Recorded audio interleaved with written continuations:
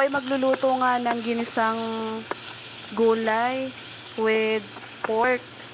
Ang una natin gagawin is magisa tayo ng sibuyas at bawang. Tapos isunod na rin natin yung karne. Tapos maya maya ilagay na rin natin yung gulay. Sabay na rin natin pagisa. Actually, pinakuluan ko muna ang kaning baboy kanina para lumambot. At saka pag ginisa na natin, hindi na tayo mahirapan magpalambot ng karning baboy. So ayan na nga, nilagay na nga natin lahat ng gulay.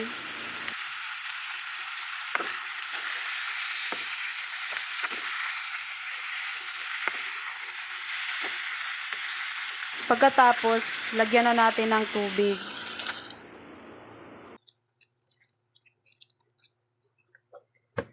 Pagkatapos, takpan na natin. Tapos pag kumulo na, timplahan na natin. Let's go! Ayan na guys, dahil kumukulo na, nilagyan ko na nga ng asin. At nilagyan ko din yan ng Knorr cube. Ilagay natin sa ilalim para mabilis siya matunaw.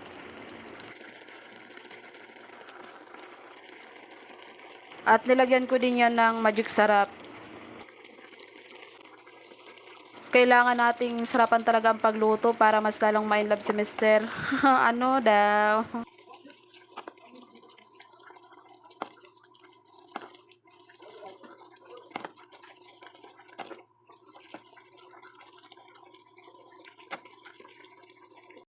At tikman natin ang ating niluto.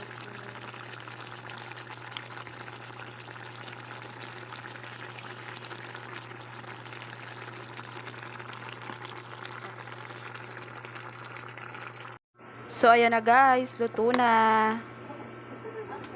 Gulay muna tayo for today para laging healthy.